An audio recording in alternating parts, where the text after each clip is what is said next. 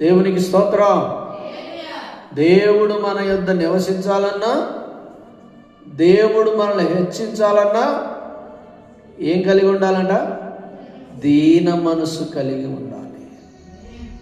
ఎందుకంటే మనం ఆరాధించే దేవుడు ఎవరు? దీన మనసు గలవాడు. ఆమేన్. మనల్ని ఉన్నతమైన స్థితిలో చూడాలన్నది దేవుని యొక్క ఆలోచన. మనుషుడా, ఏది ఉత్తమమో అది నీకు తెలియజేయబడి ఉన్నది. ఏంటి? న్యాయముగా నడుచుకో, కనికరమును ప్రేమించు. మూడో మాట, దీన మనసు కలిగి నీ దేవుని ఎదుట ప్రవర్తించు. అహంకారులుగా ఉండద్దు. తగ్గింపు కలిగిన మనసును, వినయ విధేయతను, దీనత్వము, సాత్వికత్వము పుట్టించుమో నా హృదయములో. మనం ఎంత తగ్గించుకుంటామో అంతగా దేవుడు మనల్ని హెచ్చిస్తాడు. హల్లెలూయా చెప్పండి. మన దేవుడు మనల్ని ఉన్నతమైన స్థితిలో ఉంచాలని అనుకుంటున్నాడు. దానికి ముందు మన నుండి ఆయన కోరేది ఏమిటి? న్యాయంగా నడుచుకో, కనికరం కలిగి జీవించు, దీన మనసు కలిగి నీ దేవుని ఎదుట ప్రవర్తించు. అదే ఉత్తమం. ఉత్తమం అంటే అదే అవసరమైనది, అదే విలువైనది, అదే శ్రేష్టమైనది, అదే ఉన్నతమైనది, అదే గొప్పది. న్యాయం లేకుండా, కనికరం లేకుండా, దీన మనసు లేకుండా మనం జీవిస్తే దేవుడు మనల్ని ఇష్టపడతాడా? ఇష్టపడాడు. ఆయన న్యాయవంతుడై ఉన్నాడు.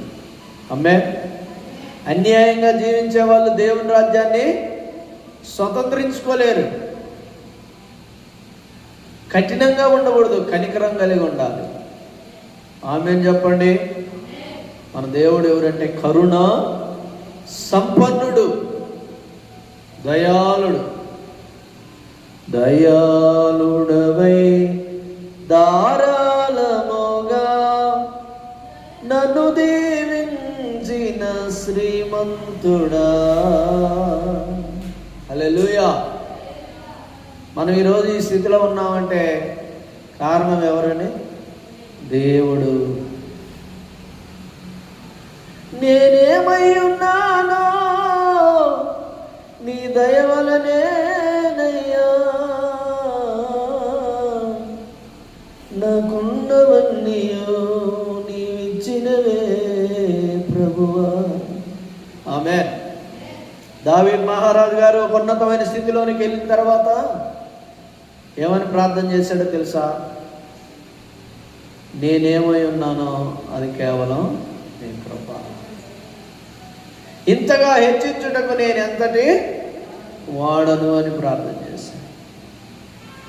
మనం ఎంత గొప్ప స్థాయికి వెళ్ళినా దానికి కారణం దేవుని కృప. హల్లెలూయా. కాబట్టి నా ప్రియమైన దేవుని బిడలారా, ఉత్తమమైనది ఏమిటి? యేసయ్య పాదాల దగ్గర గడుపుట. ఉత్తమమైనది ఏమిటి? యేసయ్యకు కృతజ్ఞతాస్తుతులు చెల్లించుట. మూడోదిగా ఉత్తమమైనది ఏమిటి అంటే న్యాయముగా నడుచుకొనుట. నాలుగోది ఉత్తమమైనది ఏమిటంటే కనికరమును ప్రేమించుట. కనికరము కలిగి, జాలి కలిగి, దయ కలిగి ఎదుటి వ్యక్తిని ప్రేమించుట. ఆమేన్. కుష్ఠరోగిని ఏం చేశాడంటే యేసు ప్రభు చెయ్యి చాపి ముట్టి నాకిష్టమే నీవు శుద్ధుడు కమ్మన్నాడు, కనికరపడి. ఆమేన్. దేవునికి స్తోత్రం చెప్పండి. హల్లెలూయా. ఐదోది ఏంటిది? దీన మనసు కలిగి నీ దేవుని ఎదుట ప్రవర్తించుట. అది ఉత్తమం. మార్తా మార్తా, నువ్వు విస్తారమైన పెట్టుకుంటున్నాను. కారణం,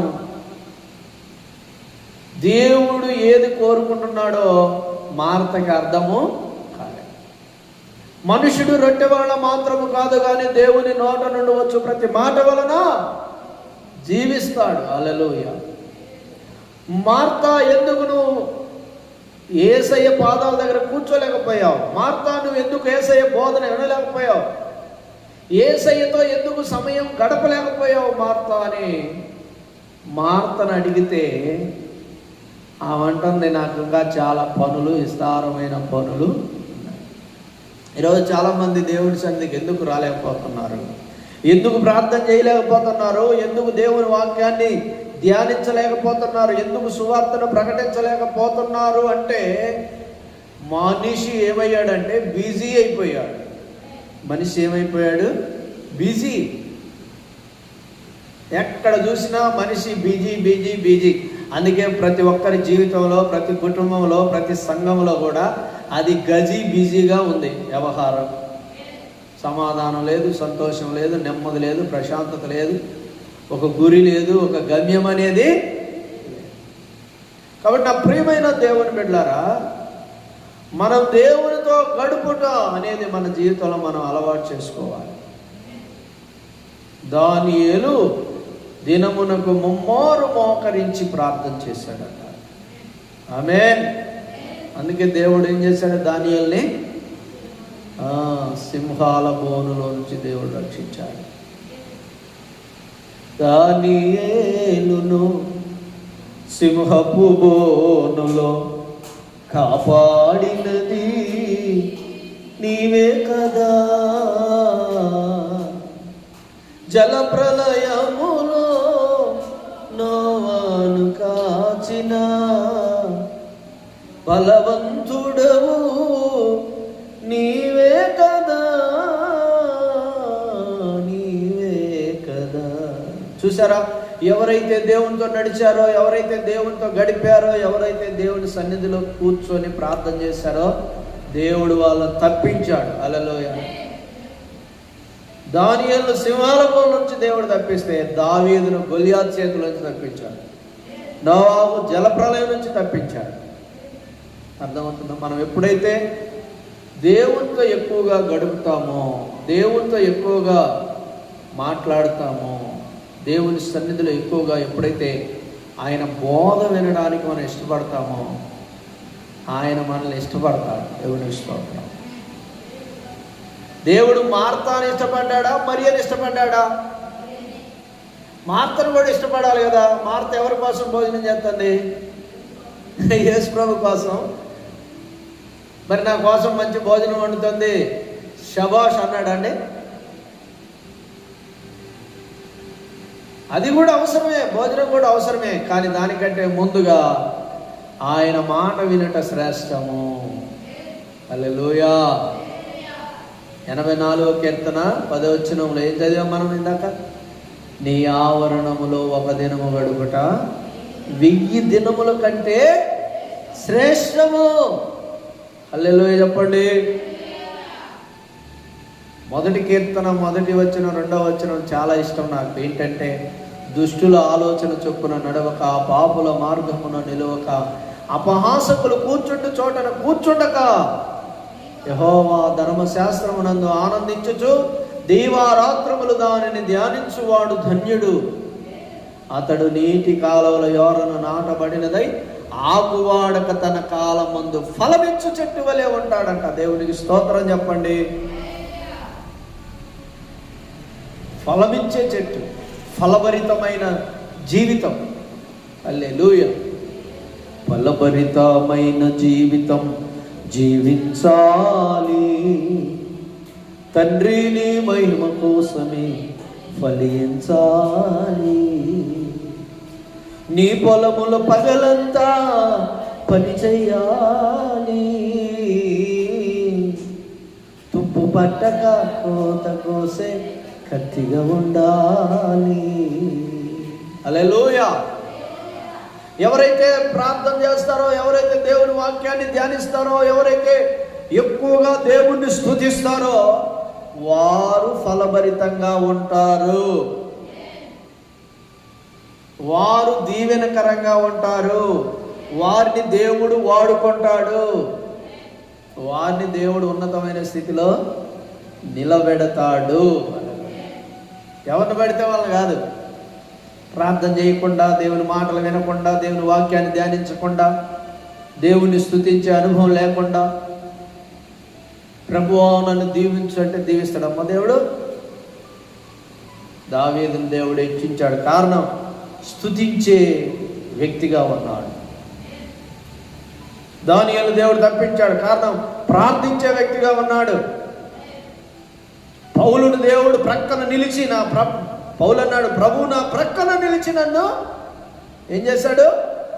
బలపరిచాడు, తప్పించాడు.